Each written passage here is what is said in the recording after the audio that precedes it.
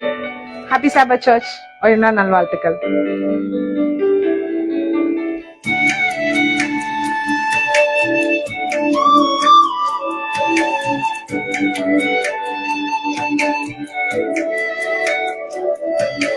அப்பா உங்க மடியில நான் தலை சாய்க்கணும், அப்பா உங்க நினைப்புல நான் உயிர் வாழணும், அப்பா உங்க மடியில நான் தலை சாய்க்கணும், அப்பா உங்க நினைப்புல தான் உயிர் வாழணும்.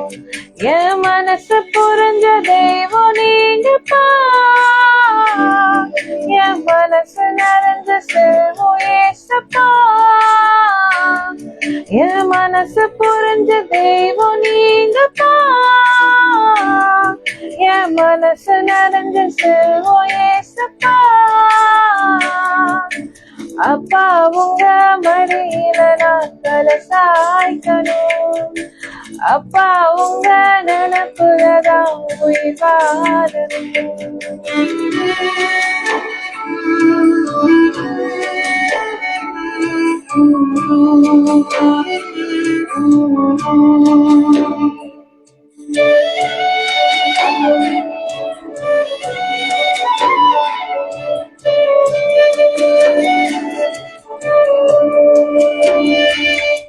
என் உசுருக்குள்ள கலந்து நீங்க உயிர் வாழ்வதும் ஏனோ, உங்க உசுறு கொடுத்து பாவி எனக்கு உயிர் தந்ததும் ஏனோ, உங்க உசுருக்குள்ள கலந்து நீங்க உயிர் வாழ்வதும் ஏனோ, உங்க உசுறு கொடுத்து பாவி எனக்கு உயிர் தந்ததும் ஏனோ, கண்ணுக்குள்ள குத்தி வச்சு காத்து வந்ததும் ஏனோ, கால்கள் இரண்டும் இடறிடாமல் சுமந்து வந்ததுமே, என் கால்கள் இரண்டும் இடறிடாமல் சுமந்து வந்ததுமேனோ, அப்பா உங்க மடியில நான் தலை சாய்க்கணும், அப்பா உங்க நினைப்புலதான் உயிர் வாழணும்.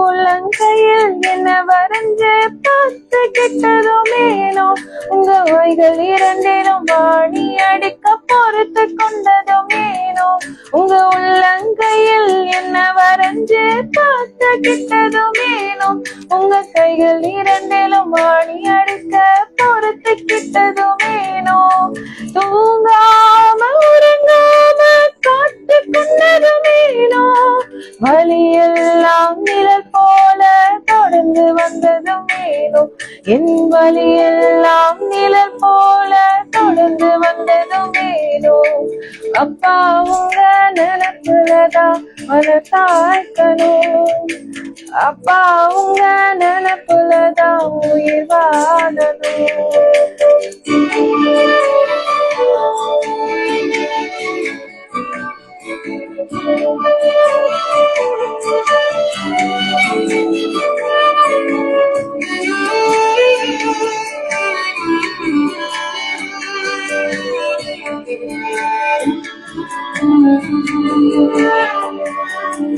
பாவி என் மேல் நீங்க வச்ச பாசம் புரியல, நேசருமை நேசிக்க இந்த பாவிக்கு தெரியல, பாவி என் மேல் நீங்க வச்ச பாசம் புரியல, நேசருமை நேசிக்க இந்த பாவிக்கு தெரியல, உதிரம் சிந்தி அசர தந்த உண்மையான அன்பு உடஞ்சி நொறுங்கி மண்டிட்டேன் இயேசுவுக்கு முன்பு, நான் உடஞ்சி நொறுங்கி மண்டிட்டேன் இயேசுவுக்கு முன்பு, அப்பா உங்க மடியில நான் தலை சாய்க்கணும், அப்பா உங்க நினைப்புலதான் உயிர் வாழணும், அப்பா உங்க மடியில நான் தலை சாய்க்கணும், அப்பா உங்க நினப்புலதான் உயிர் வாழவே.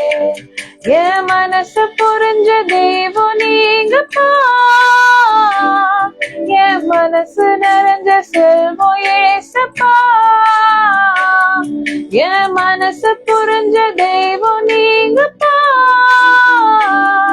என் மனசு நிறைஞ்ச தெய்வம் நீங்கப்பா. அப்பா உங்க மடியில நான் தலை சாய்க்கணும். அப்பா உங்க நினப்புலதான் உயிர் வாழவே.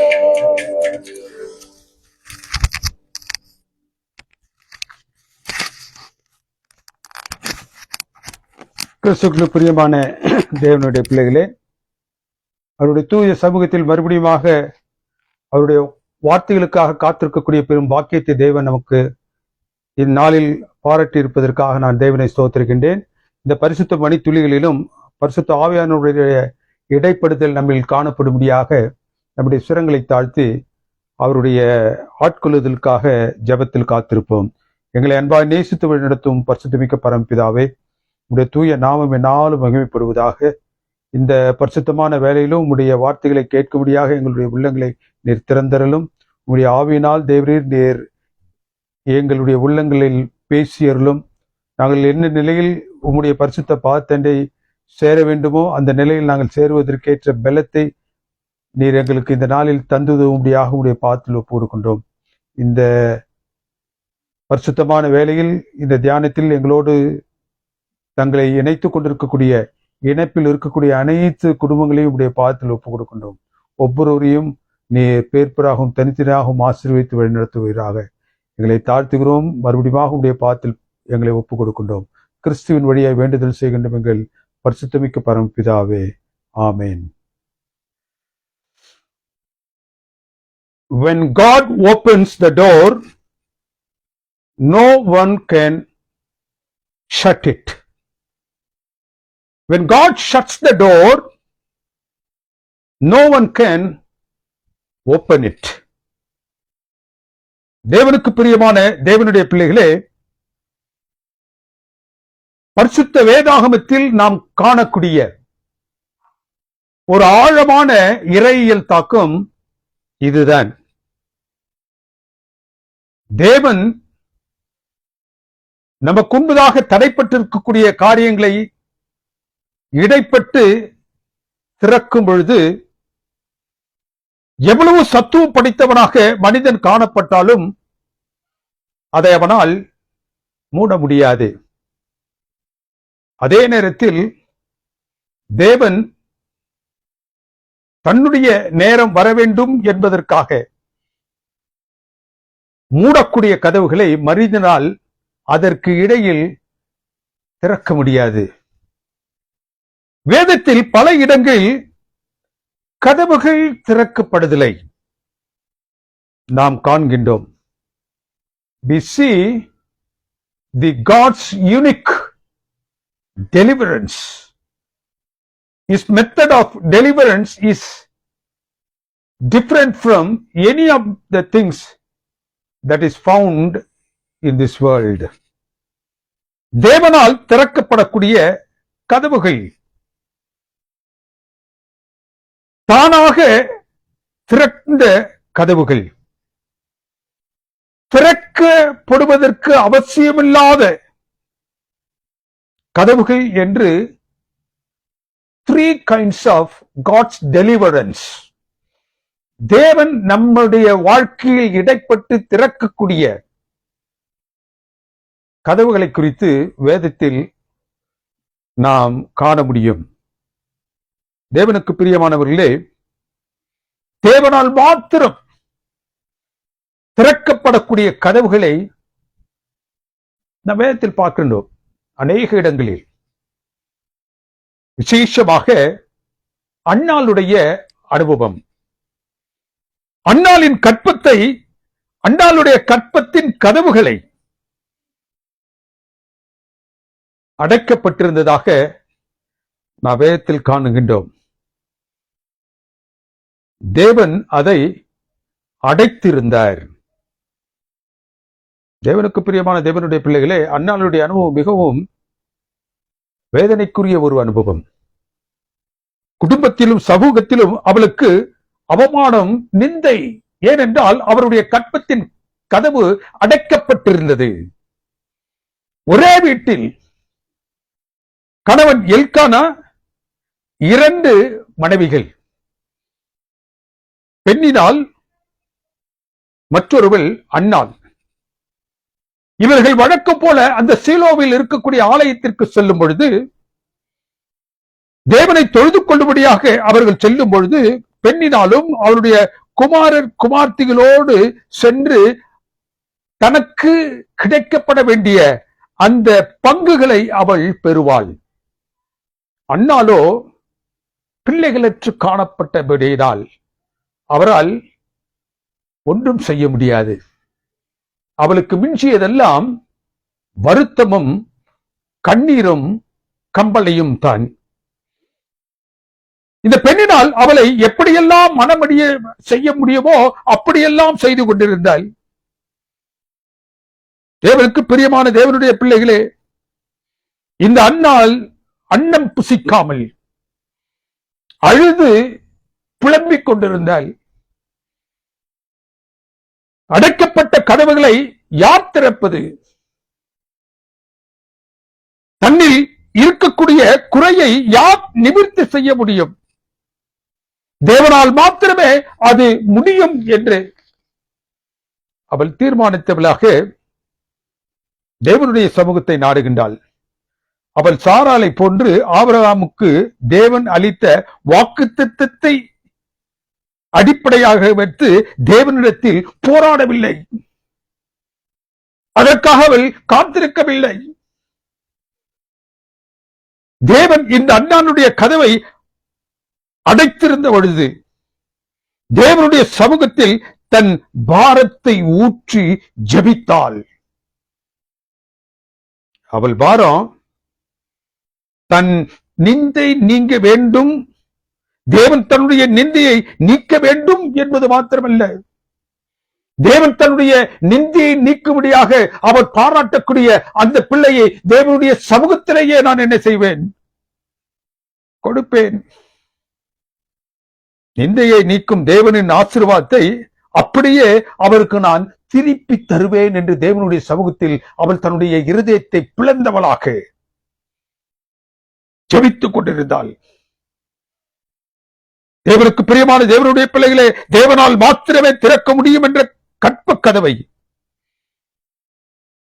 திறக்கும்படியாக அவருடைய சமூகத்தில் தன்னை ஒப்புக் கொடுத்த அவளுக்கு வேதத்தின் பகுதி என்ன சொல்லுகின்றது?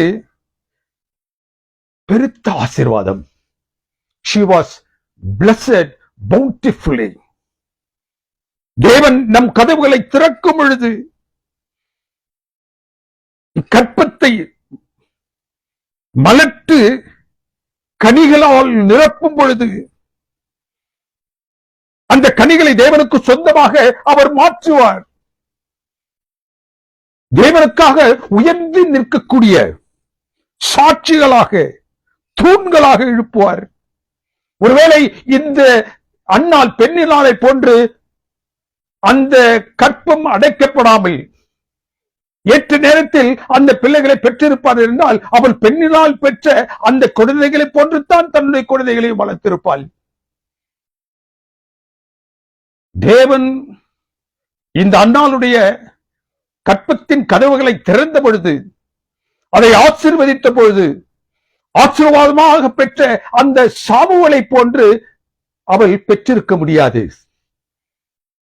சரித்திர புகழ் வாய்ந்த ஒரு மனிதனை அவள் பெற்றிருக்க முடியாது. ராஜாக்களை அபிஷேகிக்கக்கூடிய வல்லமையான ஒரு தீர்க்கதரிசியை அவளால் பெற்றிருக்க முடியாது.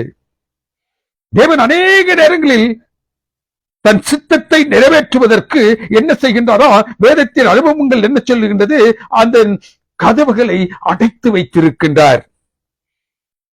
அதை அவர் திறக்க வேண்டிய நேரத்தில் திறக்கும் பொழுது, அவர் திறக்க வேண்டிய நேரத்தில் திறக்கும் பொழுது அதற்காக காத்திருக்கக்கூடியவர்களுக்கு இந்த வேதத்தின் பகுதி என்ன சொல்லுகின்றது? ஆசீர்வாதம்.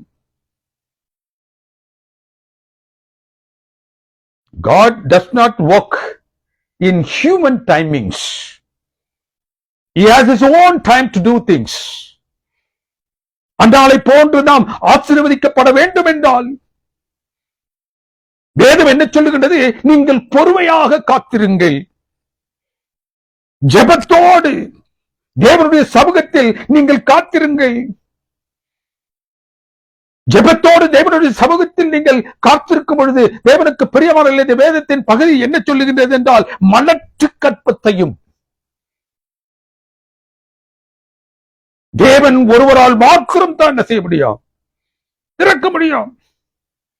தேவன் ஒருவரால் தான் திறக்க முடியும் என்ற விசுவாசத்தோடு நீங்கள் காத்திருப்பீர்கள் என்றால் அந்த தேவன் கதவுகளை திறக்கும் வரைக்கும் until he delivers you from that அவமானங்கள், நிந்தைகள், வேதனை, இவை யாவற்றையும் நாம் கடந்து வர வேண்டும். தேவனுக்கு பிரியமான தேவனுடைய பிள்ளைகளே, அவை யாவற்றையும் இந்த தாய் அண்ணால் கடந்து வந்தால் அவள் எப்பேற்பட்ட ஒரு ஆசீர்வாதத்தை தேவனுடைய சமூகத்திலிருந்து பெற்றாள் என்பதை வேதம் மிக அருமையாக இங்கு பதிவு செய்திருக்கின்றது. எல்லோரும் போற்றி புகழக்கூடிய அளவில், இது நாள் வரைக்கும் பேசக்கூடிய அளவில் ஒரு குமாரனை அவள் பெற்றாள். பெற்ற குமாரனை தேவனுக்காக அவர் கொடுத்தாள். தேவனுக்கு கொடுத்த அந்த குமாரனை தேவன் தன்னுடைய கரத்தில் ஏந்தினார், சாட்சியாக எழுப்பினார். வல்லமையான தரிசியாக அவனுக்கு அவளை அவனுடைய கற்பத்தின் கனியை ஆசீர்வதித்தார். When God opens the door, it will be a great blessings. All that we have to do is to wait upon the Lord. அநேக நேரங்களில் சத்துருவாக சாத்தான் அந்த காத்திருப்பை நம்முடைய இருதயங்களில் அனுமதிப்பதில்லை. வேதம் சொல்லுகின்றது, நீங்கள் காத்திருக்கும் பொழுது, ஒப்புவித்து காத்திருக்கும் பொழுது, ஜெபித்து காத்திருக்கொண்டிருக்கும் பொழுது, தேவனால் இதை செய்ய முடியும், அவர் செய்யும் வரை நான் என்ன செய்வேன், அவருடைய சமூகத்திலிருந்து என்னை புறமாக்கி போட மாட்டேன் என்ற நிலையில் அவருடைய பாதத்தில் உங்களை வைத்து காத்துக் கொண்டிருக்கும் பொழுது தேவன் பாராட்டக்கூடிய ஆசீர்வாதம் அலாதியானது. அலாதியானது.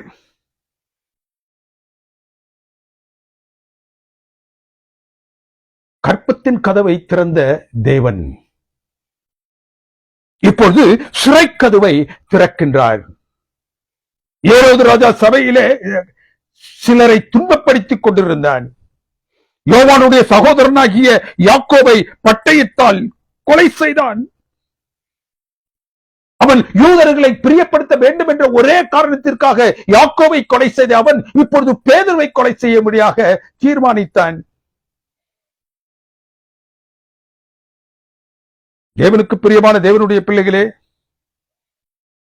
அவன் கிறிஸ்துவின் சீடர்களை வெகுவாக அச்சுறுத்தி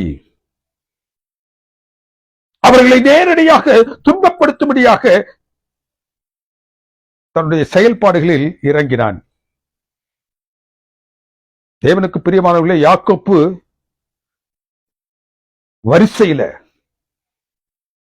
எப்படியாக இந்த யாக்கோப்பை அவன் கொலை செய்து போட்டானோ அந்த வரிசையில் இப்பொழுது பேதுருவை வைத்து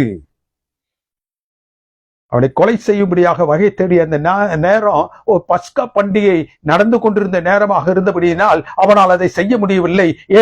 அவன் என்ன நினைத்தான், பஸ்கா பண்டிகை முடிந்த மாத்திரத்தில் தானே அவனை கொன்று போட வேண்டும் என்று திட்டம் வகுத்தான். தேவனுக்கு பிரியமானவர்களே, அவனை காவல் காக்க கடினமான பாதுகாப்பை வேதத்தின் பகுதி என்ன சொல்லுகிறது, அது போன்ற ஒரு பாதுகாப்பு அவன் தப்பித்துக் கொண்டு சென்றுவிடக் கூடாது என்பதற்காக அவன் எவ்வளவு தூரத்திற்கு அதிகமான ஒரு பாதுகாப்பை அவனுக்கு கொடுக்க முடியுமோ அவ்வளவு பாதுகாப்பை கொடுத்து அவனை எப்படியாகிலும் அந்த பஸ்கா பண்டிகை முடிந்த மாத்திரத்தில் தானே கொண்டு போட வேண்டும் என்று பிரயாசத்தில் இருந்தான். என்ன பாதுகாப்பு அவனுக்கு கொடுத்தான்? 4 அடுக்கு பாதுகாப்பு.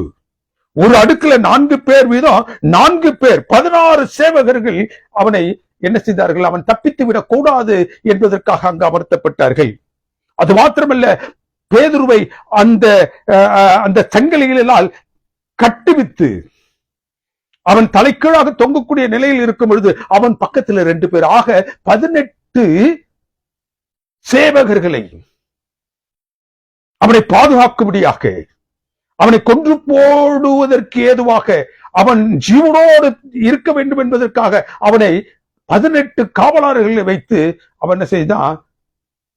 கவனித்துக் கொண்டிருந்தான். இந்த 4 அடுக்கு காவலர்கள் 2 தனிப்பட்ட நிலையில் அவனுக்கு கொடுக்கப்பட்ட காவலர்கள் ஆக அவன் ஒரு பயங்கரமான பாதுகாப்பின் கீழாக வைக்கப்பட்டிருந்தான். ஏரோதின் கொடுமையான கரத்திலிருந்து அவனை தப்புவிக்கும்படியாக நடைபெற்ற ஒரே ஒரு காரியம் ஜெபம். இந்த பேதுருவை கொடுமையான இந்த ஏரோதினுடைய கரத்திலிருந்து தப்புவிப்பதற்கு அக்காலத்தில் காணப்பட்ட தேவனுடைய பிள்ளைகளுடைய கரத்தில் இருந்த ஒரே பட்டயம் ஜெபம். அவனை விடுவிப்பதற்காக சபையார் அனைவரும் ஊக்கமாக ஜெபித்தார்கள். அந்த ஜெபத்தின் சத்தம் பரத்தை எட்டி மீட்பின் தூதனை அவனுக்கு முன்பதாக கொண்டு நிறுத்தியது. அந்த தூதன் எந்த பூட்டையும் எந்த சங்கிலியையும் அவன் என்ன செய்யவில்லை, உடைக்கவில்லை. அவைகளை அவன் தொட்டு கூட பார்க்கவில்லை. மாறாக பேதுருடைய விழாவிலே அவன் வந்து என்ன செய்தான்? தொட்டான். He touched. By his touch he rose again. அவன் தொட்டப்பட்ட மாத்திரத்தில் தானே எழுப்பினான். அந்த தூதன் அவரிடமாக வந்து அவனுடைய விழாவை தொட்டு எழுந்திரு என்றான். How powerful the command is. அவன் எழுந்திருந்தான். இந்த சிறை காவலில் இருந்து எழுப்புவர்களை போன்று அவன் எழுப்பவில்லை. எப்படி எழுப்பினான் என்று வேதம் சொல்லுகின்றது என்றால், அவன் நித்திரையிலிருந்து எழும்புவது போன்று எழும்பினான். எழுந்திரு என்ற அந்த சத்தத்திற்கு முழுதாக அங்கு காணப்பட்ட உச்சுரையும் 4 அடுக்கு பாதுகாப்பும் 2 சேவகர்களை கொண்ட தனி பாதுகாப்போம் அதற்கு முன்பதாக நிற்க முடியவில்லை. எழுந்திரு என்று பரலோகத்தின் வார்த்தை அவனுக்கு எட்டிய மாத்திரத்தில் தானே மனுஷனுடைய கரங்களினால் தடுத்து நிறுத்தி வைக்கப்பட்டிருந்த, மனுஷனுடைய கரங்களினால் அவனை கட்டுவித்து இருந்த அந்த பாதுகாப்பு தரித்தெறிந்தது.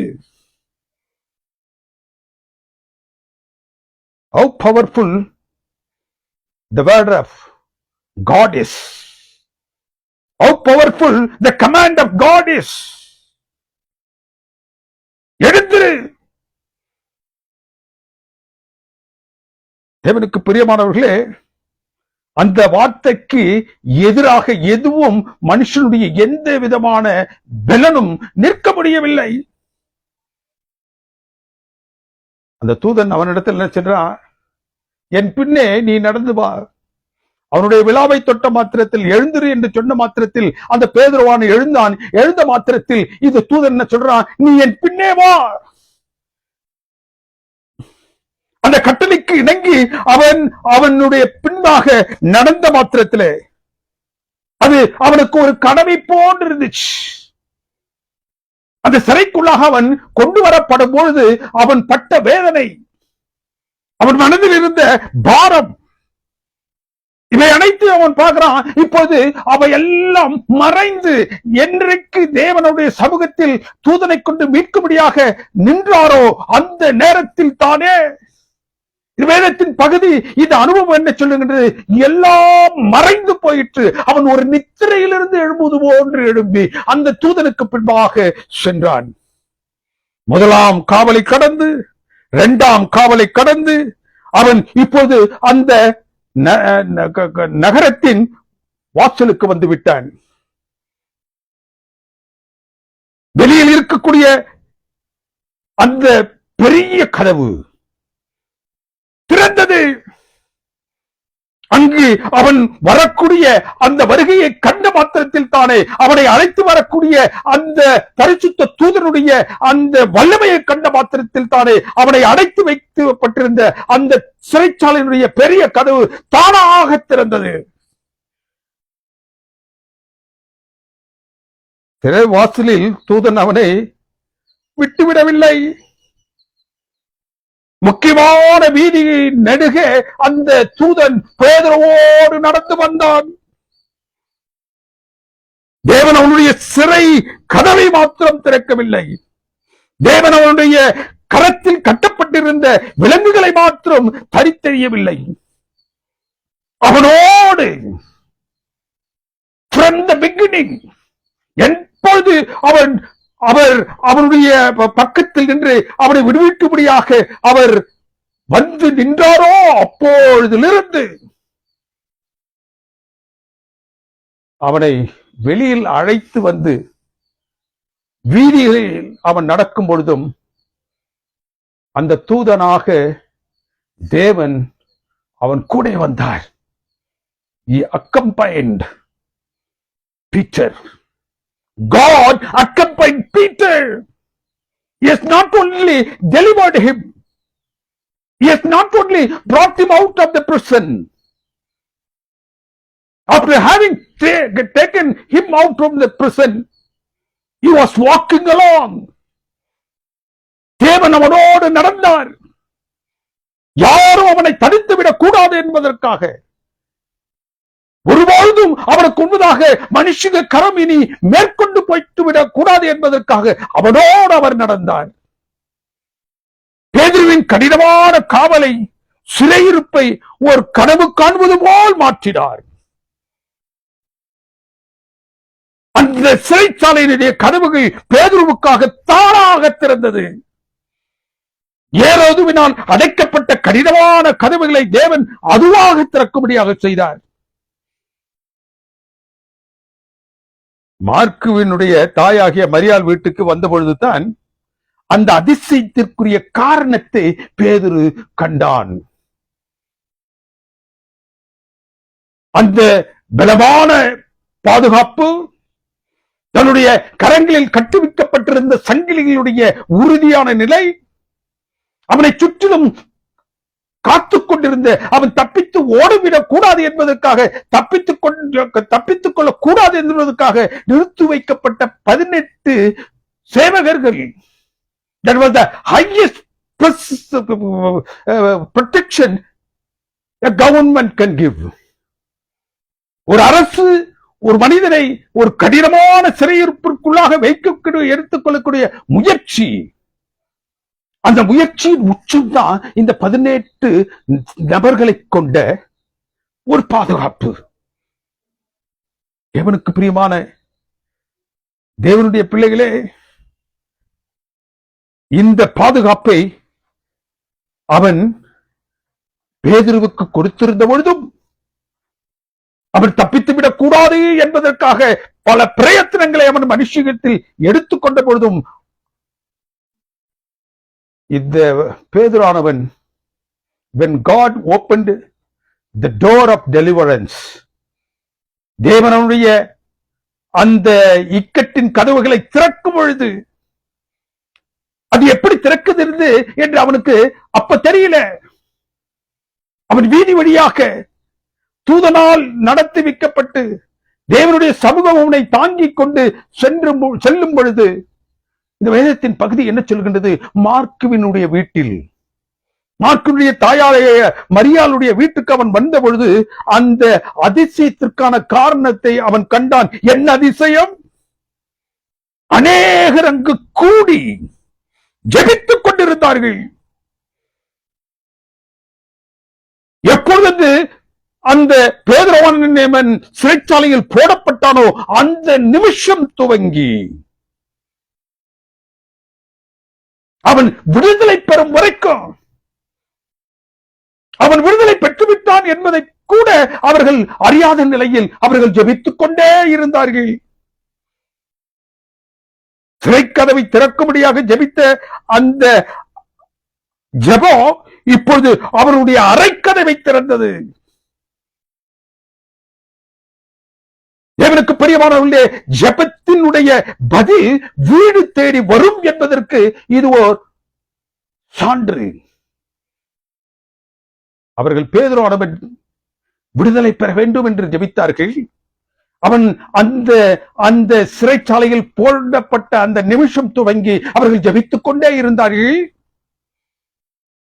யாருக்காக அவர்கள் ஜெபித்தார்களோ அவனே வந்து அந்த அறையில் ஜெபித்துக் கொண்டிருக்கக்கூடிய அந்த அறையினுடைய கதவை தட்டும்படியாக தேவன் செய்தார். அவருடைய ஜெபத்தின் வல்லமை அவர்களுக்கே தெரியல. ஏரோதின் சிறை கதவுகளை விட தேவனுடைய கரம் வலிது என்று அவர்கள் அந்த நாளில் கண்டார்கள். தாங்கள் செய்யக்கூடிய ஜெபம் எவ்வளவு பெருசு என்பதை அவர்கள் கண்டு உணர்ந்தார்கள். அவன் கதவை தட்டிய மாத்திரத்தில் அந்த ரோதை என்று சொல்லக்கூடிய பெண்மணி திறந்து பார்த்தா அவளுடைய கண்களில் அவளால் நம்ப முடியவில்லை. யாருக்காக ஜெபித்துக் கொண்டிருக்கின்றார்களோ ஜெபத்திற்குரிய நபர், அவன் விடுவிக்கப்பட வேண்டும் என்பதற்காக ஜெபித்துக் கொண்டிருந்தார்களோ அவன் விடுவிக்கப்பட்டு விட்டான் என்ற செய்தி வரவில்லை. அவன் விடுவிக்கப்பட்டு விட்டான் என்ற அந்த நபரே வந்து விட்டான். எந்த பேதுருவுக்காக அவர்கள் ஜெபித்துக் கொண்டிருந்தாலோ அந்த பேதுரு அவனுடைய அறையின் அவளுடைய வீட்டின் கதவுக்கு முன்பதாக நின்றான். அவள் பார்த்த அதிர்ச்சியத்தில் ஓடிட்டார். She couldn't believe. என்ன அவளால் நம்ப முடியவில்லை. ஜெபித்துக் கொண்டிருக்கின்றார்கள். கடுமையான காவலில் இருக்கக்கூடிய ஒரு மனிதனுக்காக ஜெபித்துக் கொண்டிருக்கின்றார்கள். அந்த கடுமையான காவலில் இருந்து யாராலும் அவரை தப்பிவிக்க முடியாது என்பதை உணர்ந்தும் அவர்கள் ஜெபித்துக் கொண்டிருந்தார்கள். கடுமையான காவலில் இருக்கக்கூடியவனுக்காக அவர்கள் ஜெபித்துக் கொண்டிருக்கும் போது எந்த கடுமையான காவலில் வைக்கப்பட்டிருந்தானோ வைக்கப்பட்டிருந்த அந்த நபர் அவர்களுடைய ஜெபத்திற்கு பதிலாக அவர்கள் ஜெபம் செய்து கொண்டிருக்கக்கூடிய அந்த அறையின் அந்த கதவுக்கு உணவாக நிற்பதை இவள் கண்ட மாத்திரத்தில் இவளால் நம்ப முடியவில்லை. எல்லோருமாக வந்து கதை திறந்த பொழுது அவனை கண்டு பிரமித்தார்கள். Prayer in session is that powerful. It will make us see the wondrous result. ஒரு தனி மனிதன் ஜெபிக்கும் பொழுது அது வல்லமையான ஜெபமாக பரலோகம் எடுத்துக்கொள்ளும் என்றால் அநேகர் ஒருமனப்பட்டு ஒரு காரியத்திற்காக ஒரு மனிதனுடைய விடுதலைக்காக ஜெபிப்பார்கள் என்றால் அங்கு நடக்கக்கூடிய அதிசயம் எதுவாக இருக்கும் என்பதை அவர்கள் அந்த நாளில் உணர்ந்தார்கள். பேதுருவின் விடுதலை குறித்து காவலாளிகளுக்குள்ளே பெரிய கலக்கம் உண்டாயிற்று. பெரிய கலக்கம் உண்டாயிற்று. எப்படி ஒரு மனிதன் இந்த காவலில் இருந்து தப்பிக்க முடியும்? உயர்நிலையில் வைக்கப்பட்ட பாதுகாப்பாயிற்று. அது இந்த வேதத்தின் பகுதி என்ன சொல்லுகின்றது? அந்த காவலாளிகளுக்குள்ளே ஒரு கலக்கம் உண்டாயிற்று. எந்த ஏரோது அவனை அந்த சிறைச்சாலைக்குள்ளாக போட்டு விட்டு அவனை காக்கும்படியாக அவன் தப்பித்துக் கொள்ளாமல் இருக்கும்படியாக வைத்தானோ அந்த 18 பேரை எவர்கள் அவன் தப்பித்துக் கொள்ளக்கூடாது என்று படிக்கப்பட்டிருந்தார்களோ அந்த 18 பேரையும் இந்த ஏரோது கொன்று போட்டான். ஜெபம் ஒருவனை விடுதலை செய்தது. அதற்கு எதிராக செயல்பட்ட அந்த 18 பேரையும் கொன்று போட்டது. தேவனுக்கு பிரியமானவர்களே, பார்வோனுடைய கரத்திலிருந்து தப்பித்து வந்த பார்வோனுடைய கரத்திலிருந்து தப்பிக்கும்படியாக தேவன் திறந்த அந்த செங்கடல் என்று சொல்லக்கூடிய கதவை பரிசுத்த பரலோகம் எங்களுக்கு பாராட்டக்கூடிய வழி என்று அவர்கள் கடந்து செல்லும் பொழுது திறக்கப்பட்டது அந்த செங்கடல். ஒரு தடவை திறக்கப்பட்டுச்சு. அவர்கள் கடந்து சென்றார்கள். அவர்களை பின்பற்றி விரட்டி வரக்கூடிய அந்த எகிப்தியர்கள் மாண்டு போனார்கள். ஒரு தரத்தார் விடுதலை பெற்றார்கள், மறுதரத்தார் மாண்டு போனார்கள். எவனொருவனால் அவர்களுக்கு தொடர்ந்து அச்சம் ஏற்படும் என்று தேவன் நினைத்தாரோ அவனை அவர்களுடைய கண்களுக்கு முன்பதாக அந்த கடலில் மூழ்கி அடித்தார். அதே போன்ற நிலையைத்தான் இந்த பேதுருடைய அனுபவத்திலும் நாம் காண முடிஞ்சு. மூன்றாவதாக, முதலாவது அவர் கற்பத்தின் வாசலை திறந்தார். சாமுவேலை போன்ற உயரிய ஒரு மகனை பெரும்படியாக அன்னாலை ஆசீர்வதித்தார். இரண்டாவதாக, உயர் அடுக்கு பாதுகாப்பின் கீழாக வைக்கப்பட்ட அந்த பேதுருவை அவர் விடுதலை செய்தார். விடுதலை செய்த அவனை காக்கும்படியாக பணிக்கப்பட்டிருந்த அந்த காவலாளிகளை கொன்று போடும்படியாக எந்த அந்த பாதுகாப்பை பாராட்டிய அந்த ஏரோதே பாதுகாப்பாக வைக்கப்பட்டிருந்த அந்த 18 பேரை என்ன செஞ்சான்? கொன்று போட்டான். மூன்றாவதாக, சீடர்களில் திறக்கப்பட அவசியமில்லாத ஒரு கதவு, தேவனால் திறக்கப்பட்ட கதவு, தானாக திறந்த இரண்டாவது கதவு, மூன்றாவது கதவு, திறக்கப்படுவதற்கான அவசியமே இல்லாத ஒரு கதவு. Doors that needed no opening. When God decides to deliver you and me, He opens the door. When God decides to deliver you and me, the doors that are locked will open all by itself. அதுவாக திறக்கக்கூடிய நிலையில் தேவன் பாராட்டக்கூடிய அதிசயம். மூன்றாவதாக, இந்த சீடர்களுடைய அனுபவத்துல திறக்கப்பட அவசியமில்லாத ஒரு கதவை என்னால் பார்க்க முடிந்தது. யோவான் 20:26 வசனம் சொல்லுகிறது, கிறிஸ்து உயிர்த்தெழுந்து முதலாம் அந்த நாளிலே சாயங்கால வேளையில சீடர்களை காடுபடியாக அவர் ஆசித்தார். அவர்களை தேடி சென்றார். அந்தவர்கள் பயத்தினால் தங்களை ஒரு அறையில் வைத்து பூட்டிக் கொண்டார்கள். கிறிஸ்துவையே மரணத்தில் போடக்கூடிய ஒரு அதிகாரம் இருக்கும் என்றால் நாங்கள் ஏமாத்திரோம்.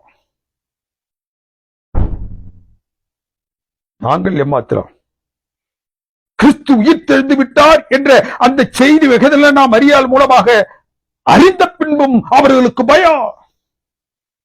மூன்றாம் நாளில் நான் எழும்புவேன் என்று வாக்குறுத்த கற்றாக இயேசு கிறிஸ்து இப்பொழுது அவருடைய மரணத்திலிருந்து கல்லறையிலிருந்து வெளியில் வந்து விட்டார் என்ற செய்தியை கேட்ட பிறகும் அவர்களுக்கு பயம்.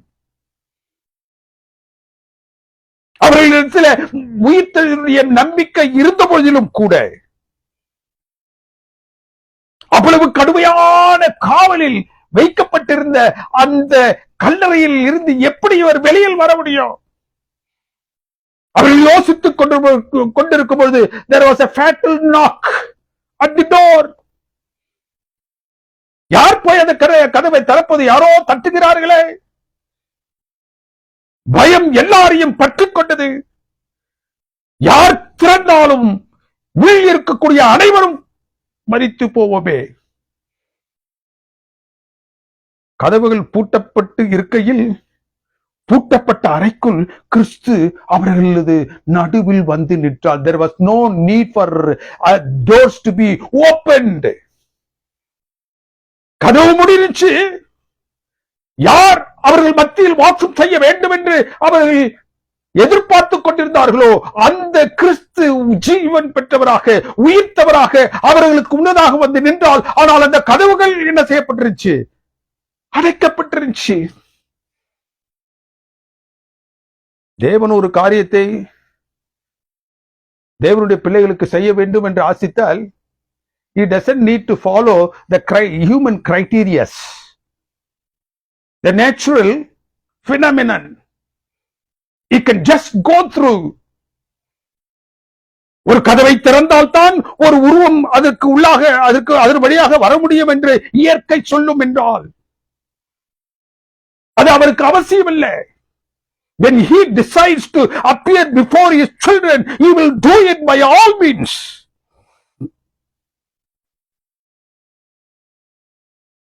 தேவனுக்கு பிரியமானவர்களே, கதவு பூட்டப்பட்டிருந்துச்சு. அதற்குள்ளாக அந்த அறைக்குள்ளாக கர்த்தராகிய இயேசு கிறிஸ்து இருந்தார். பயத்தில் இருக்கக்கூடியவர்களை பார்த்து, நடுங்கிக் கொண்டிருக்கக்கூடியவர்களை பார்த்து, சமாதானம் இல்லையே என்று அவர்கள் புலம்பிக் கொண்டிருக்கக்கூடிய அவர்களை பார்த்து சமாதானம் என்று சொன்னார். அநேக நேரங்களில் நம்முடைய சூழல் நம்மை ஒரு அறைக்குள் வைத்து பூட்டப்பட்டு நாம் எங்கும் செல்ல முடியாத ஒரு சூழ்நிலையில் நம்மளை சுற்றி இருக்கக்கூடிய அமைப்புகள், நம்மை சுற்றி இருக்கக்கூடிய சத்ருவாகிய சாத்தானுடைய பலமான எதிர்ப்புகள், நெருக்கடிகள் இருந்த போதிலும் தேவனுக்கு பிரியமான தேவனுடைய பிள்ளைகள் இந்த அனுபவம் என்ன சொல்லுகின்றது? கர்த்தராகிய இயேசு கிறிஸ்து நம் மத்தியில் இருப்பார். அவர் வர வேண்டும் என்பதற்காக நாம் கதவை திறக்க வேண்டிய அவசியம் கூட இல்லை. You don't take that pain even. He will be with you. அடைக்கப்பட்ட கதவு அடைக்கப்பட்டதாக இருந்தாலும் என்னுடைய வாழ்க்கையில் ஒரு விடுதலை கிடைக்கவில்லையே. I am bound. என்னுடைய வாழ்க்கையில் நான் சந்திக்கக்கூடிய நெருக்கடிகளில் எந்த ஒரு கதவும் திறக்கவில்லையே. If God comes to deliver you, He doesn't need that the doors are to be opened. He will be with you. கிறிஸ்துவின் வழியாகத்தான் வந்து ஒரு காரியத்தை செய்ய வேண்டும் என்பதல்ல. உலகம் ஒரு நியதியை வைத்து அந்த நியதியின் அடிப்படையில் தான் அது நடக்க வேண்டும் என்பதும் அல்ல. வேதத்தின் பகுதி என்ன சொல்லுகின்றது? He will be there on the right time to deliver you. It is the unique method God applies while delivering His own people. அவருடைய ஜனங்களை அவர் மீட்பதற்காக ஒரு சில திட்டங்களை அவர் வைத்திருக்கின்றார். அந்த திட்டங்களுக்கு அடிப்படையில் அவர் செயல்படும் பொழுது இந்த மனித கண்களுக்குள்ளாக வைக்கப்பட்டிருக்கக்கூடிய கதவுகள் திறக்கப்பட வேண்டிய அவசியம் இல்லை. Many a times we are looking forward to have our doors opened. நம்முடைய வாழ்க்கையில் நெருக்கடி என்று சொல்லக்கூடிய நிலையில மூடப்பட்ட கதவுகள் திறக்க வேண்டும் என்று நாம் என்ன செய்கின்றோம்? புலம்பிக் கொண்டிருக்கின்றோம். We don't need to do that. திறக்கப்படாத கதவுகளுக்குள்ளாக கொடுக்கப்பட வேண்டிய ஆறுதலையும் சமாதானத்தையும் கொடுப்பதற்காக தேவன் மத்தியில் வாஞ்சை உள்ளவராக இருக்கின்றார். His presence is there with us.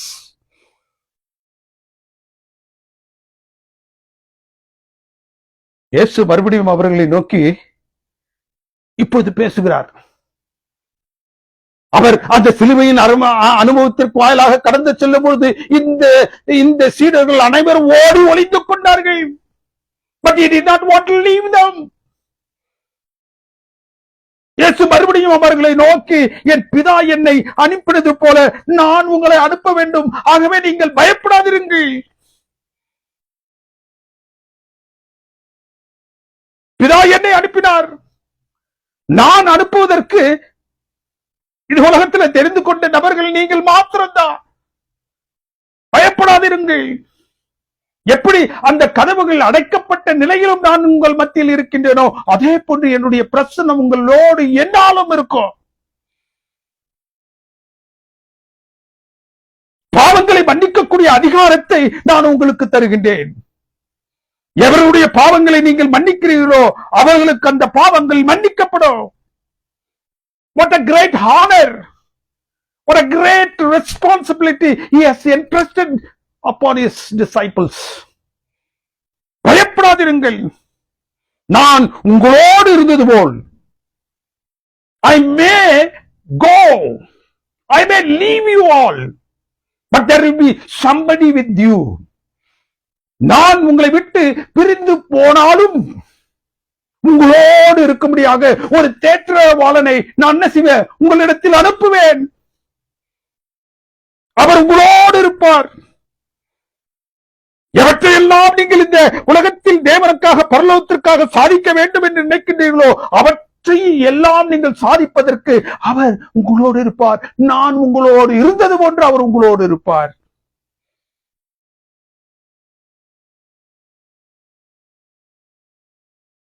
அவர்கள் கதவை திறவாவிட்டாலும் அவர் உள் நுழைவதற்கான காரணம் என்ன? ஒரு மனிதன் வாசல் வழியாக கதவை பூட்டப்பட்டிருக்கக்கூடிய கதவை திறக்கப்பட்டவராக அந்த அறைக்குள் செல்ல வேண்டும். ஆனால் இவர்கள் அந்த கதவை திறக்கவில்லை. அந்த கதவை திறப்பதற்கான எந்த விதமான தைரியமும் அவர்களிடத்தில் காணப்படவில்லை. எவ்வளவோ அவர்கள் ஜெபித்துக் கொண்டிருந்திருக்கலாம். ஆனா அந்த தைரியம் வரக்கூடிய அளவிற்கு அவருடைய ஜெபம் அவருடைய உள்ளங்களில் வேலை செய்யவில்லை. என்றாலும் கூட அவர்கள் கதவை திறவாவிட்டாலும் கூட கிறிஸ்து உள் நுழைவதற்கான காரணம் என்ன? Why he loved them so much?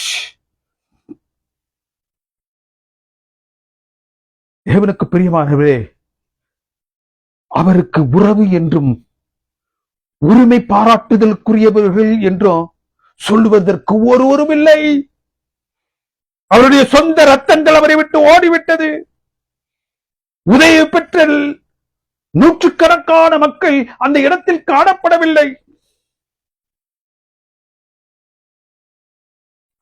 அவருக்கு இருந்த ஒரே ஒரு குழு, ஒரு கூட்டம், இந்த சிறு கூட்டமாகிய சீடர்கள்.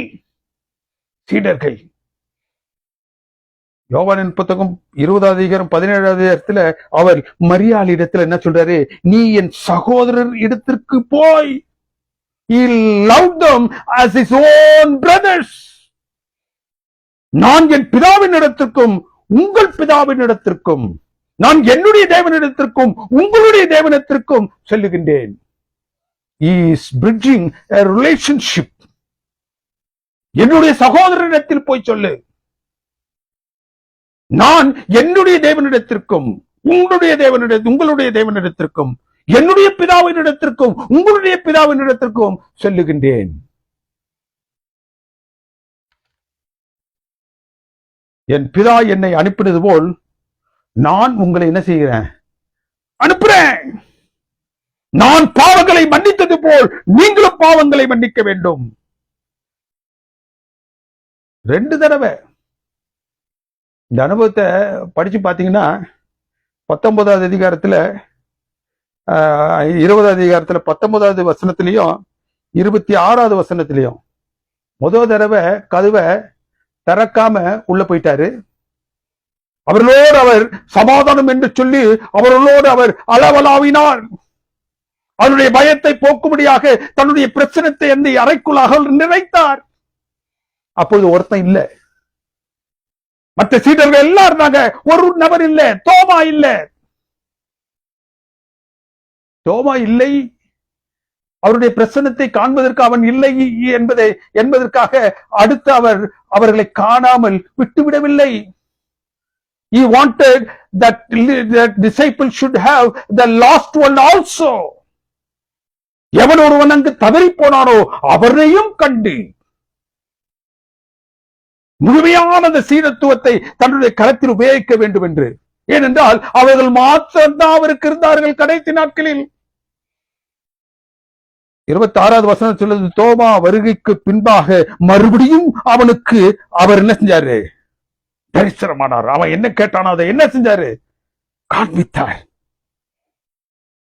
ஒருவேளை இன்னொரு சீடன் ஒருவன் அவர் அந்த அறையில் பிரச்சனமாக இருக்கும்போது இல்லாமல் இருந்திருப்பான் என்றால் அவன் வருவதற்காக 3வது தடவையும் கூட அந்த அறை கதவை திறவாமல் அவர் சென்றிருப்பார். ஏனென்றால் அவர்கள் அவருக்கு முக்கியமானவர்கள். எப்படியாக பரலோகம் தன்னை அனுப்பிட்டோ அப்படியாக தான் அனுப்புவதற்காக தெரிந்து கொள்ளப்பட்டவர்கள். They are very special people in his sight. என் காரியமாக யார் போவார்கள் என்ற ஏசாவுக்கு விடுத்த அந்த அழைப்பை போன்று அந்த அழைப்பை விடுப்பதற்கு அவருடைய கரத்தில் இருந்தவர்கள் இவர்கள் மாத்திரமே. ஆதி திருச்சபை தேவன் அவர்களை அழைத்தார். ஆதி திருச்சபைக்கு அந்த அழைப்பை விடுத்த கிறிஸ்து 2000 ஆண்டுகளுக்கு பின்பாக வரக்கூடிய மீதியான திருச்சபைக்கோ அவரே அழைப்பை வைத்திருக்கின்றார். ஏனென்றால் அவர்களை விட்டால் அவருக்கு வேற யாரும் இல்லை, வேற யாரும் இல்லை. தனக்கென்று ஒரு குழுவை, ஒரு கூட்டத்தை, ஒரு சிறு மந்தையை அவர் கடைசி நாட்களில் வைத்திருக்கின்றார். தன்னுடைய நாமம் தரித்த, தன்னுடைய சாட்சியை உடைய, கற்பனைகளை தங்களுடைய கரங்களில் வைத்திருக்கக்கூடிய இந்த 2 அடையாளங்களையும் உடைய ஒரு மீதியான திருச்சபையை 2000 ஆண்டுகளுக்கு முன்பதாக அவர் என்ன செய்யறாரு? வைத்து எப்படியாக அவர்களுக்கு அந்த ஆதி திருச்சபையில அந்த சீடர்களுடைய கரத்தில் அந்த ஊழிய பாரத்தை கொடுத்தாரோ அதே ஊழிய பாரத்தை 2000 வருடங்களுக்கு பின்பாக வரக்கூடிய அந்த மீதியான திருச்சபை இடத்தில் அவர் கொடுக்கின்றார். சீடர்களுக்கு அந்த அழைப்பை விடுக்கும் பொழுது கதவுகளை கடந்து திறவாமல் அவரோடு பேசினார்.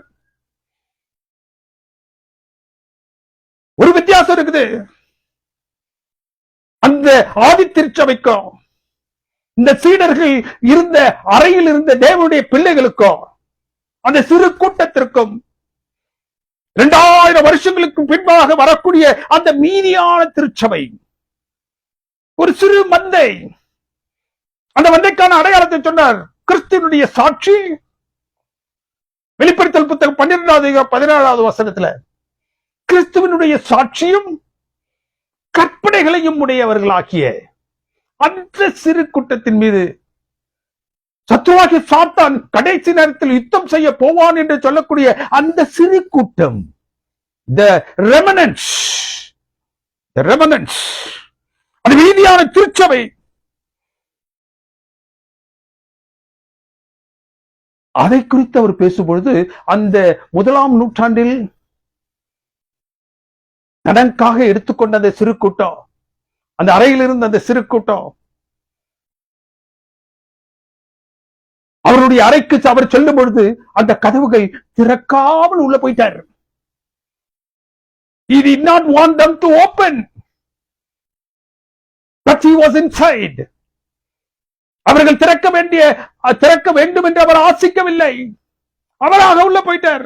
ஏனென்றால் அவர் பரத்திலிருந்து இந்த உலகத்திற்கு வந்து என்ன செய்ய வேண்டும் என்று ஆசித்தாரோ அவைகளை செய்வதற்காக தான் தெரிந்து கொண்ட விசேஷ கூட்டம் அவர்களை விட்டால் வேறு ஆள் அவருக்கு கிடையாது. So he went without opening the door.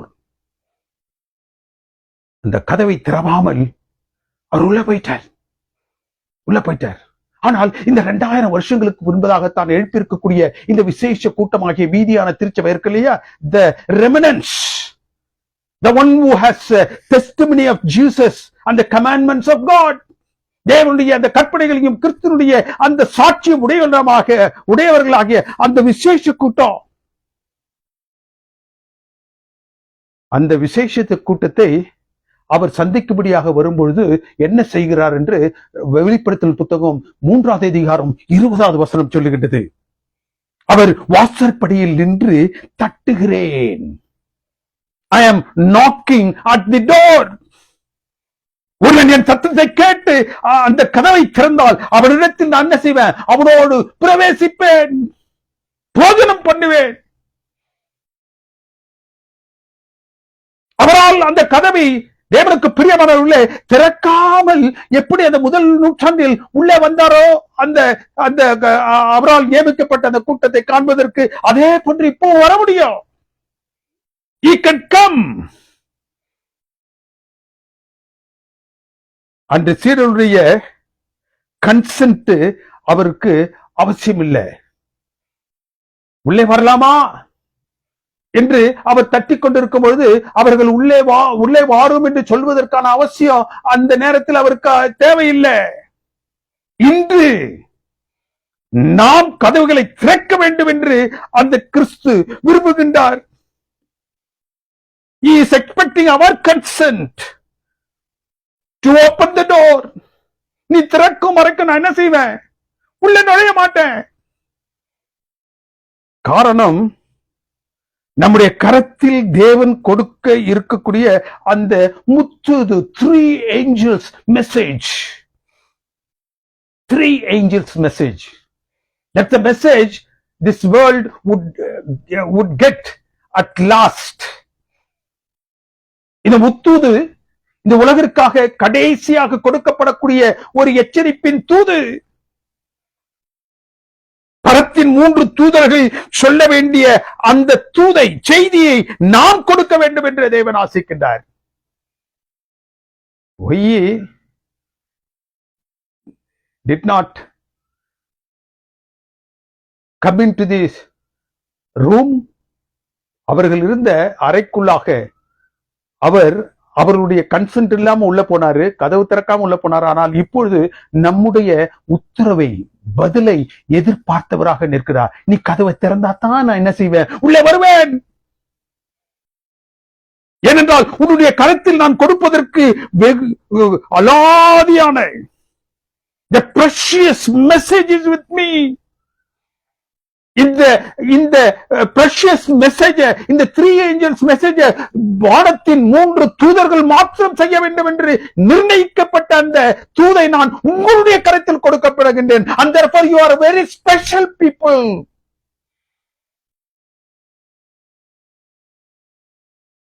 அன்னாளின் கற்பத்தின் கதவை தேவனால் அடைக்கப்பட்டு இருந்தது. அவர் அதை திறக்கும் வரை அவள் காத்திருந்தாள். கதவு தேவனால் அடைக்கப்பட்டிருந்தால் அன்னாளை போன்று காத்திருக்க வேண்டும். அந்த காத்திருப்பின் பொழுது அவமானம் வரும், நிந்தை வரும், வேதனை காணப்படும். அதையெல்லாம் நாம் கடந்து வரும் பொழுது,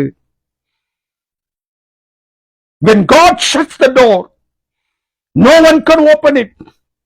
When He opens the door, nobody can shut it. அன்னாளின் அனுபவத்தில் நாம் காத்திருக்க கற்றுக்கொள்ள வேண்டும். பேதுருவின் அனுபவத்தில் கதவை அடைத்த ஏரோது அதிகாரமிக்கவன், the great enemy. இது உலக அந்தகார லோகாதிபதியாகிய சாத்தான் அந்த கதவை பூட்டி தேவனுடைய பிள்ளைகளுக்கு கொடுக்க வேண்டிய எல்லா விதமான கடினமான சூழ்நிலையும் உருவாக்கினாலோ, பேதுருவின் அனுபவம் என்ன சொல்லுகின்றது? அந்த பூட்டை உடைக்கவோ அந்த கதவை திறக்கவோ ஒருவரும் தேவையில்லை. It will open all by itself. உலகம் எவ்வளவு தூரத்திற்கு தேவனுடைய பிள்ளைகளை சிறைக்குள்ளாக, சிறை அனுபவத்திற்குள்ளாக, காவலிற்குள்ளாக, காவல் அனுபவத்திற்குள்ளாக போட்டு வைத்தாலும் பரலோகம் இடைப்படும் பொழுது அந்த திரைச்சதைவுகள் எப்படியாக பேதுருவுக்கு தானாக திறவுண்டதோ அதுபோன்று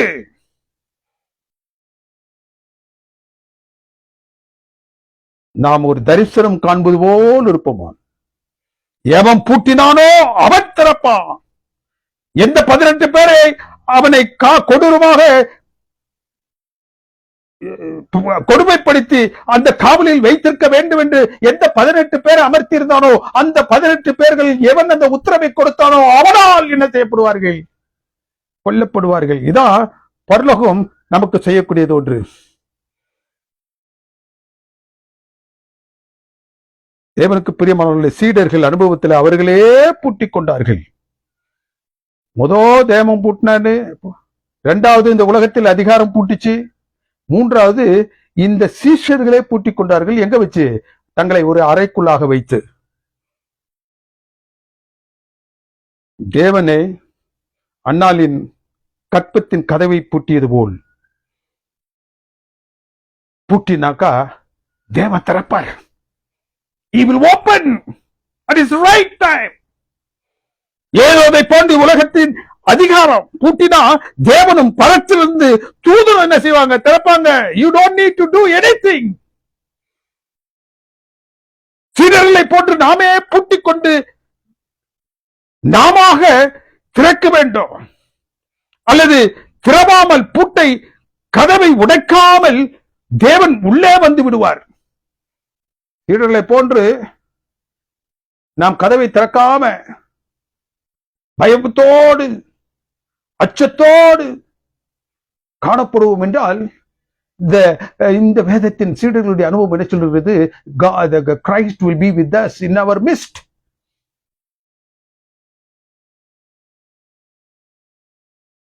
கிறிஸ்துவின் முதலாம் வருகையின் அனுபவத்தில் அவரே தான் என்ன செய்ய வேண்டும் என்பதை செய்தார். It was the beginning for gospel commission.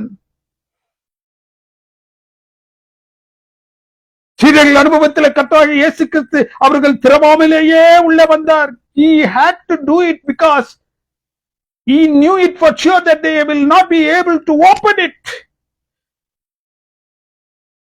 அவரால் திறக்க முடியாது என்பதை அவர் நன்றாக அறிந்திருந்தால், ஆகவே அந்த தன்னுடைய முதலாவது வருகையின் போது தான் இந்த சுவிசேஷத்தை பணியை துவக்கும் பொழுது அந்த சுவிசேஷத்தை பணியை அவர் துவக்குவதற்கு ஏதுவாக எதுவெல்லாம் செய்ய வேண்டுமோ அதையெல்லாம் அவராக செய்தார்.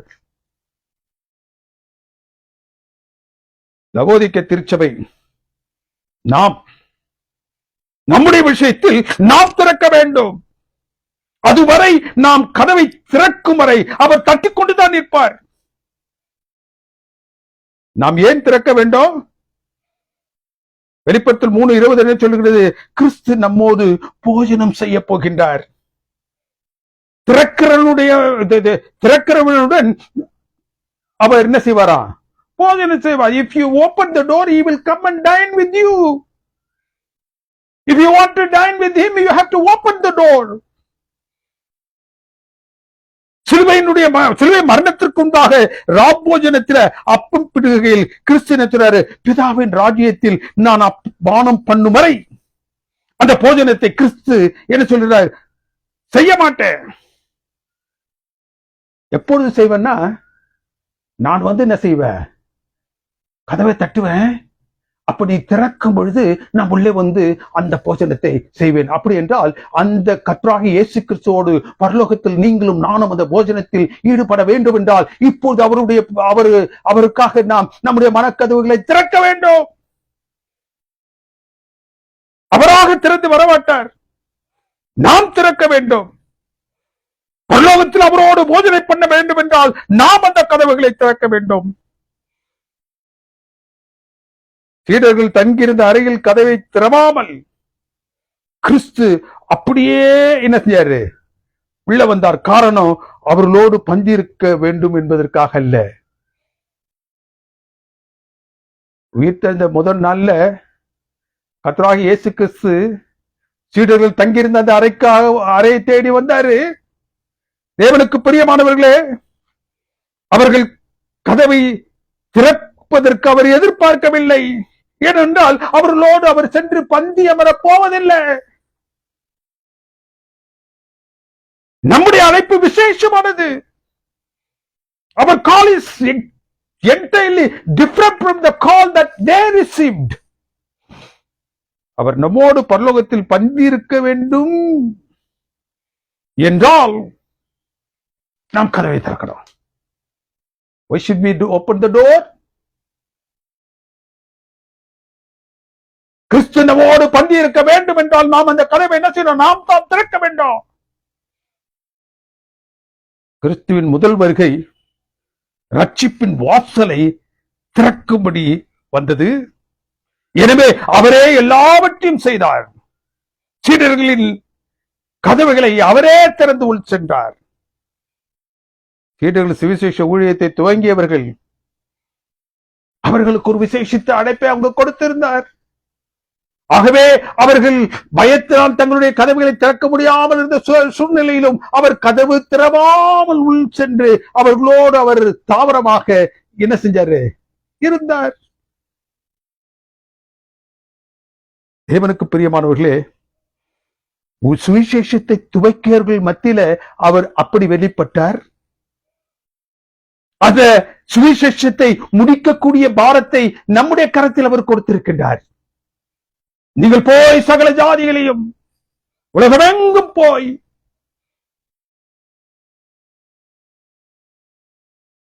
வெளிப்படுத்தல அந்த முத்துதை தன்னுடைய கரங்களில் வைத்த அந்த முத்துதை பரிசுத்தமான தூதர்கள் கொடுக்க வேண்டிய அந்த தூதை ஒன்றுக்கும் உதவாத குப்பைகள் ஆகிய உங்களுடைய கரங்களிலும் என்னுடைய கரங்களிலும் கொடுத்து நம்மை விசேஷப்படுத்தி அந்த முத்துதை எடுத்துச் செல்லும்படியாக அவர் என்ன செய்கின்றார்? அழைத்திருக்கின்றார். தேவனுக்கு பிரியமான தேவனுடைய பிள்ளைகளே, இந்த அரிய ஊழியத்தை செய்பவர்கள் தான் அவரோடு போஜனம் பண்ண முடியும். You should offer yourself. You should open your heart and receive Jesus into your heart. அப்பேற்பட்டவங்களுக்கு தான் அந்த முத்தூதை எடுத்து செல்லக்கூடிய பாக்கியமான ஊழியத்தை அவர் என்ன செய்யறாரா? கொடுக்கிறார். அந்த மீட்பின் ஊழியத்தில் இருந்தால்தான் நாம் மீட்கப்பட்டோர் கூட்டத்தில் இருப்போம்.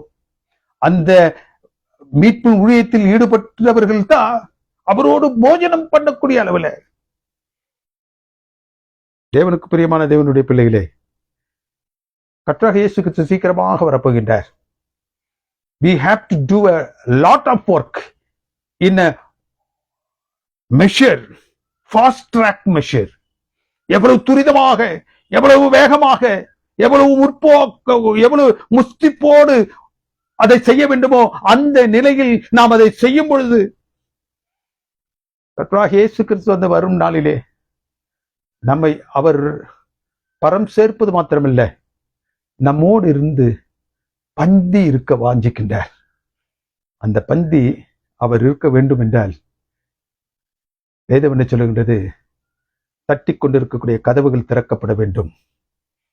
அவரை உன் இல்லத்திற்குள்ளாக ஏற்றுக்கொள். அவர் அந்த சீடர்கள் மத்தியில போஜனம் பண்ணும்படியாக அவர் என்ன செய்யல? வரல. நான் உயிரோடு இருக்கின்றேன், உயிர்த்தெழுந்தேன் என்பதை சொல்வதற்காக அவர் என்ன செஞ்சார்? வந்தாராகவே அவர்கள் அதை திறந்து அவருக்கு வழிவிடும்படியாக ஒரு சூழலை ஏற்படுத்தி அங்கு அவர் உள்ளே செல்லவில்லை. ஆனால் லவோக்கிய திருச்சபையாக நீங்களும் நானும், மீதியான திருச்சபையாக நீங்களும் நானும், தேவனுடைய கர்த்தராகிய இயேசு கிறிஸ்துவின் சாட்சிகளை உடையவர்களாக நீங்களும் நானும், நம்முடைய கரங்களில் கற்பனைகளை வைத்திருக்கக்கூடிய நீங்களும் நானும். இதுதான் கடைசி கால திருச்சபைக்கான ஒரு அடையாளம்.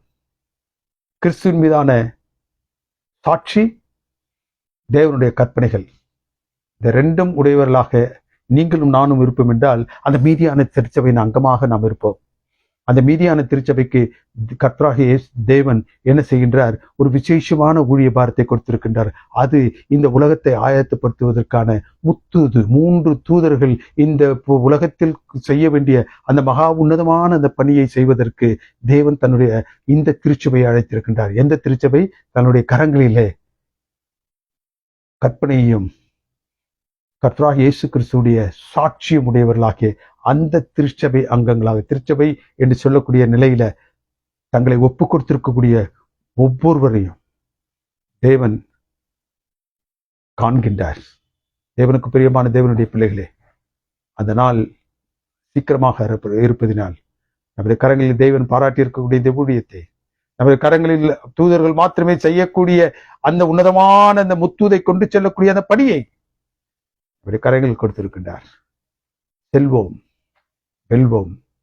அவர் வரும் நாளிலே இதோ இவருக்காக காத்திருந்தும் இவருடைய வருகையிலே கரிக்குருவோம் என்று சொல்லக்கூடிய கூட்டத்தாருடைய நீங்களும் நானும் காணப்படுவோம். தேவன் உங்களை ஆசீர்வதித்து வழிநடத்துவராக. ஆமென். எங்களை அன்பா நேசித்து வழிநடத்தும் பரிசுத்தமிக்க பரம்பிதாவே, உடைய தூய நாமம் என்னாலும் மகிமைப்படுவதாக.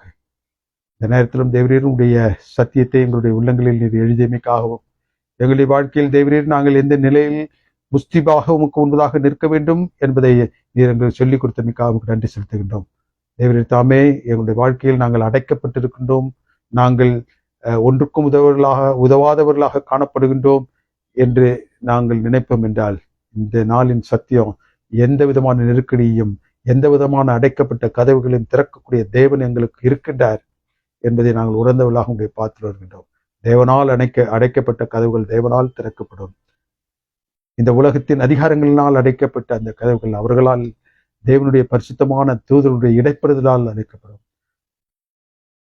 சீடர்கள் தாங்களாக அடைத்த அந்த கதவுகள் தேவனுக்கு பிரியமானவர்களே, இந்த அருமையான கிறிஸ்து அந்த கதவை கடந்து உட்சென்றது போன்று இந்த நாட்களில் தேவரீர் நாங்கள் எங்களுடைய கதவுகளை பூட்டி கொண்டிருப்போம் என்றால் அவர் தட்டிக்கொண்டே நிற்பார். அவருடைய பிரசன்னம் நம்மில் காணப்பட அவருடைய கதவுகளை திறவுங்கள் என்ற உன்னதமான சத்தியத்தை இந்த நாளில் நீர் எங்களுக்கு கொடுத்தமைக்காக உங்களுக்கு நன்றி செலுத்துகின்றோம். எங்களை தாழ்த்துகிற பெருமையாக்கிற உடைய பாதத்தில் படைக்கின்றோம். ஏற்றுக்கொள்ளும் வழிநடத்தும் கிறிஸ்துவின் நாமத்தினால் ஜெபிக்கின்றோம் எங்கள் அன்பின் பரிசுத்தமிக்க பரமபிதாவே, ஆமென். நம்முடைய கர்த்தராகிய இயேசு கிறிஸ்துவின் கிருபை, பிதாவுடைய அன்பும் பரிசுத்த ஆவியானுடைய அனைக்கும் சிநேகமும் அனைவரோடு விசேஷமாக இந்த நாளில் இந்த செய்தியை ஆங்காங்கு பல்வேறு இடங்களிலிருந்து கேட்டுக்கொண்டிருக்கக்கூடிய தேவரீர் தமது பிள்ளைகள் ஒவ்வொருவரோடும் இன்னும் சதா காலங்களிலும் இருப்பதாக. ஆமென், ஆமென்.